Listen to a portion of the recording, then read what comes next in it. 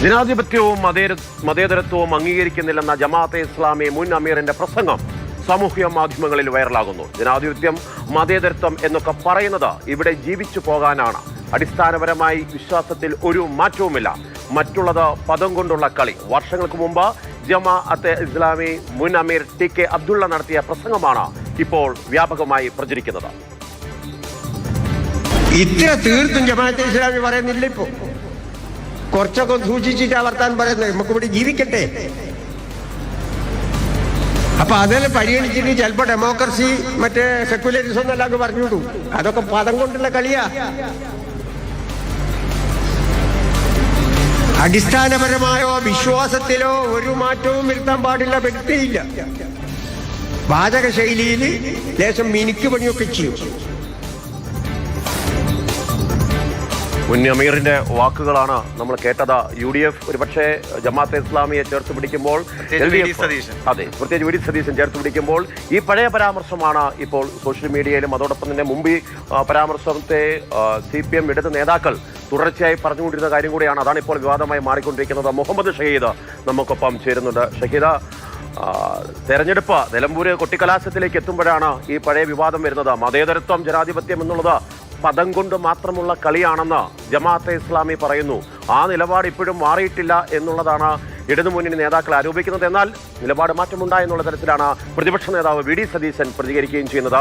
എങ്ങനെയായിരിക്കും ഇത് നിലമ്പൂർ രാഷ്ട്രീയത്തെ ബാധിക്കുക? ഒപ്പം തന്നെ ജമാഅത്തെ ഇസ്ലാമിയുമായിട്ടുള്ള ബന്ധത്തിൽ UDF ഒരു ഖിന്നത തോന്നാനുള്ള കാരണമോ ആയിട്ടുണ്ടോ? മാർഷൽ, നിലമ്പൂരിൽ ഉപതെരഞ്ഞെടുപ്പ് നടക്കുന്ന നിലമ്പൂരിൽ വെൽഫെയർ പാർട്ടി, അതായത് ജമാഅത്തെ ഇസ്ലാമിയുടെ രാഷ്ട്രീയ സംഘടനയാണ്.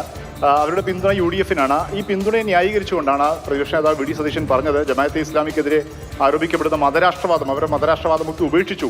അവർ സാധാരണഗതിയിലുള്ള ഒരു സംഘടന എന്നുള്ള ഇതിലേക്ക് മാറിക്കഴിഞ്ഞു എന്നൊരു നിലപാടായിരുന്നു പ്രതിപക്ഷ നേതാവ് വി ഡി സതീശൻ പറഞ്ഞിരുന്നത്. ഈ സാഹചര്യത്തിലാണ് ഇപ്പോൾ ജമാഅത്തെ ഇസ്ലാമിയുടെ മുൻ അമീർ ടി.കെ. അബ്ദുള്ളയുടെ പ്രസംഗം ഇപ്പോൾ സമൂഹ മാധ്യമങ്ങളിൽ വലിയ ചർച്ചയാവുന്നത്. അദ്ദേഹം 1972 82 2 തവണ ജമാഅത്തെ ഇസ്ലാമിയുടെ അമീറാണ്. വലിയ പണ്ഡിതനായ ജമാഅത്തെ ഇസ്ലാമിയുടെ അമീർ എന്ന നിലയിൽ അറിയപ്പെട്ട അവരുടെ താത്വിക നിലപാടുകളൊക്കെ സ്വീകരിക്കുന്നതിൽ വളരെ നിർണായകമായ പങ്ക് വഹിച്ചൊരു നേതാവ് കൂടിയാണ്. അദ്ദേഹത്തിന്റെ പ്രസംഗമാണ് നമ്മൾ കേട്ടത്. അതായത് ഈ തരത്തിൽ ഞാൻ മനസ്സിലാക്കിയിടത്തോളം ഈ കേരളത്തിൽ ജമാഅത്തെ ഇസ്ലാമി വെൽഫെയർ പാർട്ടി രൂപീകരിച്ചതിനോടനുബന്ധിച്ച് നടന്ന ചർച്ചയിലാണ് അദ്ദേഹം പാർട്ടി സംഘടനാ പ്രവർത്തകരോട് ഇക്കാര്യം വിശദീകരിക്കുന്നത്. ജമാഅത്തെ ഇസ്ലാമിയുടെ മുൻകാലത്തിലെ ഐഡിയോളജി പ്രകാരം ദൈവിക ഭരണം അല്ലെങ്കിൽ അത്തരമൊരു നിയമവ്യവസ്ഥ മാത്രമേ അംഗീകരിക്കാൻ പാടുള്ളൂ. ജനാധിപത്യം, മതേതരത്വം തുടങ്ങി അത്തരം സങ്കല്പങ്ങളോട് യോജിക്കാൻ കഴിയില്ല എന്നൊരു നിലപാടാണ് ഇവർ നേരത്തെ സ്വീകരിച്ചിരുന്നത്. സർക്കാർ ജോലി സ്വീകരിച്ചിരുന്നില്ല. പലരും രാജിവെച്ചൊഴിയുന്ന സാഹചര്യം ഉണ്ടായിരുന്നു.